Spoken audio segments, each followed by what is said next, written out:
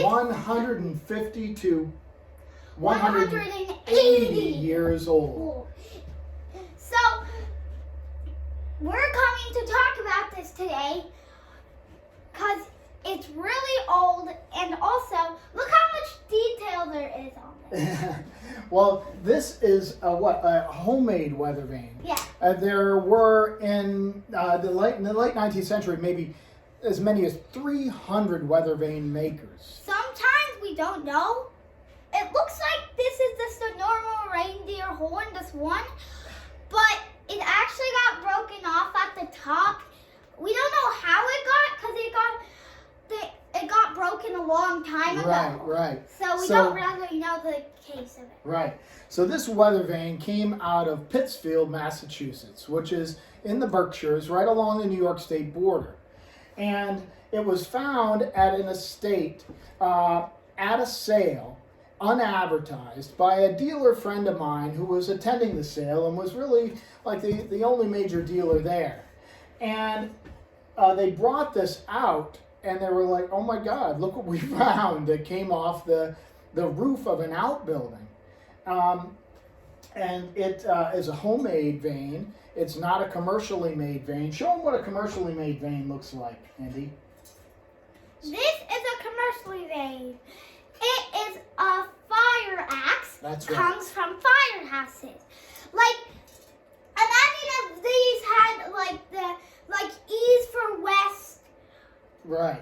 But it would usually come off from a firehouse. This is not fold in. This is hollow, cause it looks like away from shaped like from a company. Yeah, let's show them up close, Cindy. Show them by turning here that this is full bodied with sheets of copper on either side. So commercially made Weathervanes were typically like this, and this would have been on the top of a firehouse. But and about the same period, somewhere around 1860s, 70, maybe 1880s, right? Yeah. Uh-huh. And so it's not fold in, it's actually hollow from the bottom of it.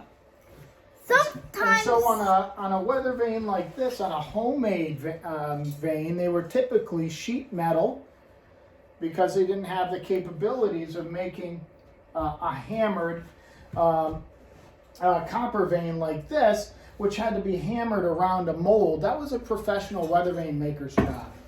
This was just sheet metal that was then welded together, and it has some really interesting things about the construction. Let's see up close bring on it this in. thing. Yeah, let's bring it in.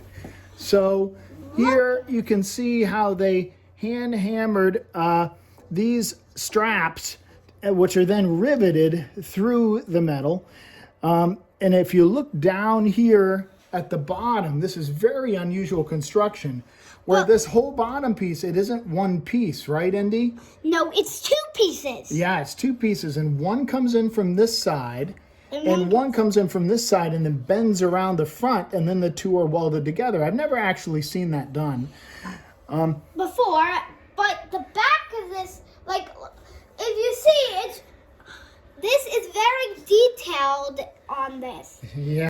But I want to talk about here, like, when my dad first bought it, he thought it was this one reindeer horn was. Yeah, I thought it was just like this. I didn't think there was another horn here.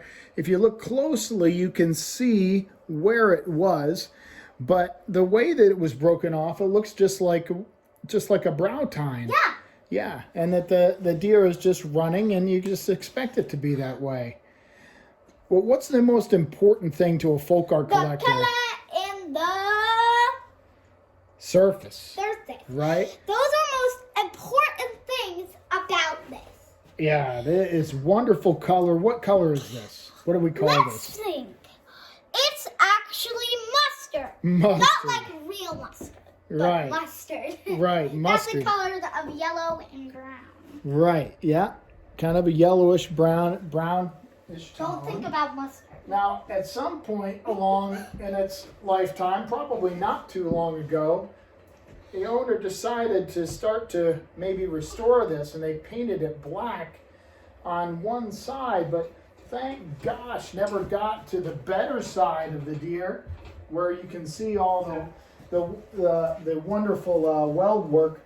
One question. Because this is, I bet, original surface to the 19th century when the vane was made. You know the mustard color? If you didn't want to call it mustard, you could call it gold and brown. You absolutely could, and you'd be perfectly right. Because Right? it is golden brown. But some reason they didn't want to paint the pole Yeah. Yeah. gold. They wanted to paint it black. And honestly, this could be earlier than 1840. I always like to be conservative in my dating, but there's nothing to keep this from being 20, 30, 40, even 40 years earlier than that. But I like to be conservative when I date weathervanes, especially. In the weathervane world, there's tons of fakes. You have to be super careful. And just in general, it's good to be conservative in the antiques world when dating. Now, Pittsfield is in a wonderful part of Massachusetts because it was settled really early. It's not very far from the Connecticut River.